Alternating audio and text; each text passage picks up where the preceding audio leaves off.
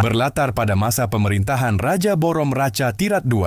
Kisah ini diawali dengan narasi tentang sebuah perang besar. Kerajaan Ayutthaya berusaha memperluas wilayah kekuasaannya, dan setelah 7 bulan peperangan, mereka berhasil merebut salah satu ibu kota yang dikenal sebagai Kota Suci. 15 bulan setelah perang berakhir, kita diperkenalkan pada seorang anak jenderal perang bernama Tien. Saat itu, Tien tengah dikejar oleh sekelompok pasukan berkuda yang berniat menghabisinya, meski alasan pengejaran tersebut belum diketahui. Dalam pelariannya, Tien ditemani oleh seorang panglima yang diutus langsung oleh ayahnya untuk melindunginya. Berkat pengorbanan sang panglima, Tien akhirnya berhasil lolos dari kejaran pasukan berkuda, meski kini ia tidak tahu harus pergi kemana. Keesokan harinya, nasib buruk kembali menimpanya. Tien ditemukan oleh sekelompok penculik yang juga merupakan penjual budak, lalu dibawa bersama para korban lainnya. Sesampainya di sebuah desa, tepatnya di Pasar Serba Ada, Tien sempat mencoba melawan dan melarikan diri. Namun, usahanya gagal karena tenaganya tidak sebanding dengan orang dewasa. Melihat hal itu, ketua penculik yang bernama Samsul memutuskan untuk tidak menjual Tien. Sebaliknya, ia justru menjadikannya sebagai bahan tontonan dalam sebuah pertunjukan. Entah pertunjukan seperti apa yang akan digelar, Tien terlebih dahulu dilumuri darah hewan, lalu dibawa ke depan sebuah kolam. Namun, karena sebelumnya ia sempat menyimpan sebuah batu, Tien memanfaatkannya untuk menyerang Samsul. Serangan itu sempat melukai wajah Samsul, tetapi akibatnya Tien langsung diceburkan ke dalam kolam yang memiliki ketinggian air sekitar 40 cm. Meski kedalaman air tersebut tidak cukup untuk menenggelamkannya, bahaya sebenarnya baru saja dimulai. Sebuah kurungan kayu dibuka dan dari dalamnya keluar seekor buaya lapar. Tien sempat menggunakan bambu runcing sebagai senjata, namun usahanya sia-sia. Pada akhirnya, ia harus menghadapi buaya itu dengan tangan kosong. Situasi semakin kacau ketika tiba-tiba terjadi keributan. Seorang pria bernama Cernang muncul dan membuat kekacauan bersama pasukannya. Meski tidak diketahui siapa sebenarnya mereka, yang jelas tindakan mereka bertujuan untuk menyelamatkan Tien. Alih-alih langsung mengeluarkannya dari kolam, Cernang justru melemparkan sebuah belati kepada Tien untuk dijadikan senjata. Tujuannya adalah menguji sejauh mana Tien mampu bertahan. Ia bahkan berniat membawa Tien pulang dengan syarat Tien berhasil mengalahkan buaya tersebut. Singkat cerita, setelah kejadian itu, Tien akhirnya dibawa ke kampung halaman Cernang. Di sana, ia dipertemukan dengan seorang ahli supranatural bernama Cheng Fa. Meskipun tidak dapat melihat, kemampuan batinnya sangat luar biasa. Ia langsung merasakan bahwa Tien memiliki potensi besar untuk menjadi petarung tangguh. Bahkan, Cheng Fa meramalkan bahwa Tien bisa menguasai dunia karena takdirnya yang begitu kuat. Setelah mendengar ramalan tersebut, Cernang pun memperkenalkan jati dirinya. Ia ternyata adalah ketua bandit sekaligus pemimpin desa itu.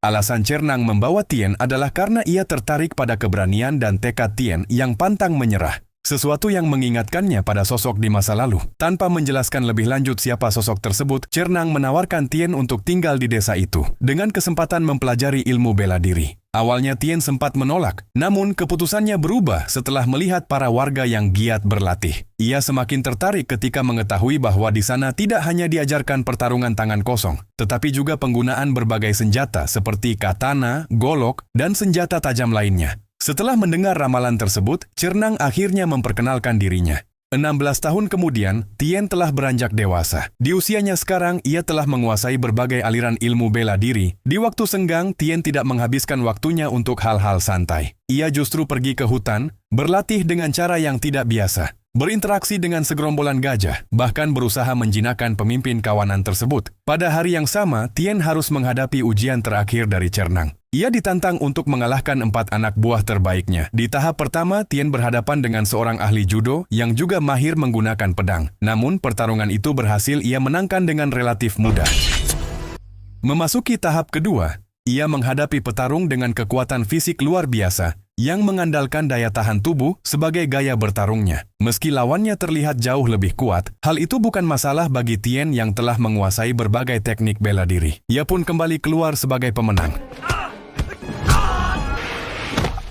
Tahap berikutnya menjadi lebih sulit. Tien harus berduel melawan seorang petarung Muay Thai yang disebut-sebut sebagai yang terbaik di desa tersebut. Awalnya, Tien sempat kesulitan menghadapi serangan lawannya. Namun dengan ketekunan dan pengalamannya, ia akhirnya berhasil memenangkan pertarungan itu. Kemenangan tersebut membuat Cernang merasa bangga karena ia telah berhasil membentuk Tien menjadi petarung tangguh seperti sekarang. Memasuki tahap terakhir ujian, Tien diminta masuk ke sebuah gua yang dirancang untuk menguji kekuatan sekaligus ketajaman pikirannya. Di dalam gua, ia bertemu dengan seorang gelandangan yang tampak lemah dan putus asa. Kondisi pria itu membuat Tien merasa iba. Namun, saat Tien mencoba menawarkan bantuan, situasi tiba-tiba berubah. Tanpa diduga, gelandangan tersebut justru menyerangnya. Ternyata, semua itu adalah bagian dari ujian. Gelandangan itu bukan orang biasa. Ia sangat lincah dan memiliki kemampuan bertarung yang tinggi, sehingga Tien cukup kesulitan menghadapinya. Dari atas, Cernang yang mengawasi jalannya ujian, sengaja melemparkan sebuah belati kepada Tien.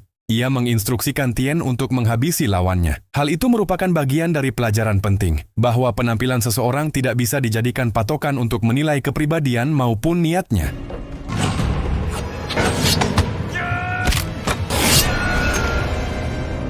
Singkat cerita, Tien akhirnya berhasil melewati ujian tersebut. Ia pun dinyatakan lulus dan langsung diangkat sebagai ketua bandit yang baru menggantikan Cernang. Di hadapan seluruh warga desa, sebagai simbol kepemimpinan, Tien diberikan sebuah belati. Keputusan itu diterima tanpa penolakan, menandakan kepercayaan penuh warga terhadap dirinya. Setelah resmi menjadi ketua para bandit, Tien pun menjalankan aksi pertamanya. Ia menargetkan sebuah rombongan yang membawa patung Buddha. Namun, saat melihat patung tersebut, Tien seketika teringat pada masa kecilnya. Ingatannya kembali pada saat kedua orang tuanya mengantarkannya ke sebuah desa bernama Desa Penari. Di sana, ia dititipkan kepada seorang sesepuh desa bernama Bu.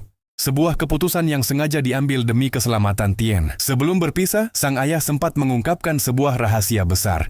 Ia menjelaskan bahwa salah satu panglima kerajaan, Raja Sena, telah melakukan pengkhianatan demi merebut posisi panglima tertinggi. Karena itulah, Tien harus disembunyikan. Sebagai anak dari seorang jenderal, ia berpotensi menjadi target berikutnya. Setelah kedua orang tuanya kembali ke kota, Tien pun menjalani kehidupan baru di desa tersebut. Di sana, ia bertemu dengan seorang teman baru bernama Yuli. Keduanya bistro akrab, dan Tien pun sering mencurahkan perasaannya. Ia mengungkapkan kekesalannya terhadap sang ayah, karena sebenarnya ia ingin belajar ilmu bela diri, bukan dikirim ke desa untuk menjadi penari. Suatu hari, Tien dijemput oleh salah satu anak buah ayahnya yang mengaku diutus untuk membawanya pergi dari desa. Sebelum berangkat, Tien memberikan sebuah gelang kepada Yuli sebagai kenang-kenangan, sekaligus janji bahwa suatu hari nanti ia akan kembali menemuinya.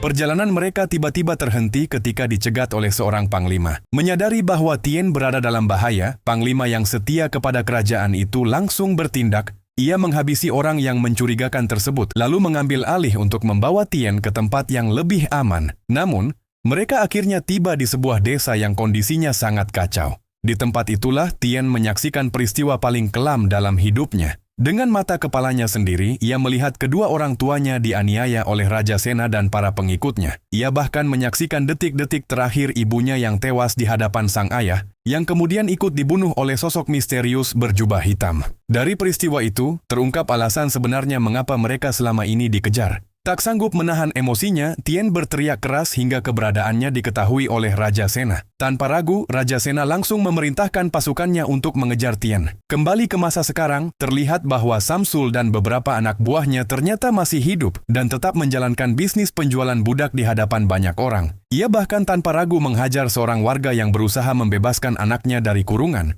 Aksi brutal itu tiba-tiba terhenti ketika sebuah guci dilempar tepat ke wajah Samsul oleh seseorang yang tak diketahui. Seperti yang sudah bisa ditebak, sosok yang melempar guci tersebut tidak lain adalah Tien. Ia datang dengan satu tujuan, membalas dendam kepada Samsul. Dengan menggunakan jurus andalannya, yaitu Dewa Mabuk, Tien menghajar Samsul sambil bergerak sempoyongan, membuat lawannya kesulitan membaca arah serangannya. Setelah berhasil menumbangkan Samsul, Tien harus menghadapi gelombang berikutnya, para anak buah Samsul yang jumlahnya jauh lebih banyak. Namun dengan jurus yang sama, ia kembali berhasil mengalahkan mereka satu persatu, hingga tak tersisa yang mampu melawan. Di tengah pertarungan dan amarah yang membara, ingatan Tien kembali pada tragedi masa lalu yang merenggut nyawa kedua orang tuanya. Saat itulah Cernang datang menghampirinya. Ia ingin menceritakan masa lalunya yang kelam. Dengan jujur, Cernang mengakui bahwa ia pernah membunuh seseorang yang sosoknya sangat mirip dengan Tien, terutama dari sorot matanya yang tajam. Meski tidak dijelaskan siapa sebenarnya orang tersebut, Cernang mengaku bahwa hingga kini ia masih dihantui rasa bersalah atas perbuatannya. Singkat cerita, keesokan paginya Tien memutuskan pergi seorang diri tanpa melibatkan kelompok banditnya. Ia menuju istana kerajaan dengan satu tujuan, membalas dendam atas kematian kedua orang tuanya. Di saat yang sama, Raja Sena tengah mengadakan sebuah acara besar yang dianggap sebagai ritual suci untuk menghormati para dewa. Tanpa diduga, Yuli ternyata menjadi salah satu penari dalam acara tersebut. Parasnya yang cantik pun langsung menarik perhatian Raja Sena. Setelah penampilannya selesai, Tien yang menyusup dengan mengenakan topeng untuk menyembunyikan identitasnya, menyadari bahwa penari itu adalah Yuli. Ketika Raja Sena mulai menggoda gadis tersebut, Tien tak lagi bisa menahan diri. Kericuhan pun pecah. Tien langsung menyerang Raja Sena dan menghajar para prajurit yang mencoba menghalanginya. Dengan amarah yang meluap, ia bertarung tanpa ampun, seolah ingin mengakhiri segalanya di tempat itu. Namun, entah Raja Sena benar-benar tewas atau tidak, Tien memilih pergi. Ia merasa misinya telah selesai, meskipun dalam hatinya masih ingin menyapa Yuli. Sepulangnya ke desa bandit, Tien justru mendapati tempat itu telah kosong.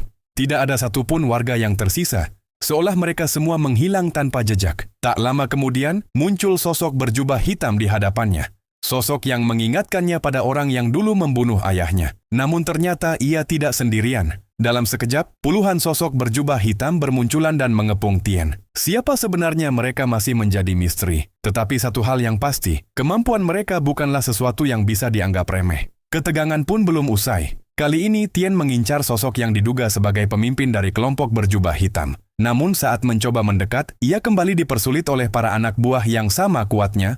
Akhirnya Tien berhasil berhadapan langsung dengan sosok yang diduga sebagai ketua mereka. Pertarungan sengit pun tak terhindarkan. Dalam duel tersebut, Tien sempat dibuat kewalahan hingga terjatuh setelah perutnya terkena tebasan katana. Meski terluka, Tien menolak untuk menyerah. Ia kembali bangkit dan melanjutkan pertarungan dengan sisa tenaga yang dimilikinya. Dengan memanfaatkan tubuh seekor gajah sebagai tameng, Tien berhasil menumbangkan sebagian lawan yang tersisa. Namun situasi belum juga berakhir. Tiba-tiba muncul sosok lain yang tampak seperti seorang penyihir. Kehadirannya membuat keadaan semakin sulit bagi Tien. Ia benar-benar terdesak dan hampir tidak menemukan celah untuk membalikan keadaan. Keadaan semakin genting ketika seorang panglima kerajaan datang bersama pasukannya, menambah tekanan dari berbagai arah. Melihat Raja Sena ternyata masih hidup, Tien jelas terkejut. Ia baru menyadari bahwa pada malam sebelumnya, Raja Sena mengenakan pelindung tubuh yang menyelamatkannya dari serangan. Dalam situasi itu, Tien hampir mustahil untuk langsung mencapai Raja Sena. Sebagai gantinya, ia dipaksa untuk menghadapi sosok berjubah hitam. Namun, kebenaran mengejutkan pun terungkap. Sosok berjubah hitam itu ternyata adalah Cernang, orang yang selama ini membesarkannya. Lebih mengejutkan lagi, Cernang mengakui bahwa dialah yang bertanggung jawab atas kematian ayah Tien. Pengakuan tersebut membuat Tien terpukul. Di sisi lain, Cernang juga tampak menyesali perbuatannya. Kini mereka harus berduel untuk menentukan nasib Tien, karena Raja Sena berjanji akan membebaskannya jika ia berhasil menang. Di tengah pertarungan, Cernang sengaja memancing kemarahan Tien agar ia tidak ragu dalam bertarung. Ia ingin menebus dosa masa lalunya. Padahal sebenarnya ia memiliki kemampuan untuk mengalahkan Tien dengan mudah. Harapan Cernang hanya satu, agar Tien bisa melanjutkan hidup tanpa lagi dibebani rasa dendam. Namun, kenyataan berkata lain. Sejak awal, Raja Sena tidak pernah berniat menepati janjinya. Ia justru memerintahkan pasukannya untuk menangkap Tien dan membawanya ke istana. Raja Sena ingin mempermainkan Tien, membuatnya menderita terlebih dahulu sebelum akhirnya menghabisinya.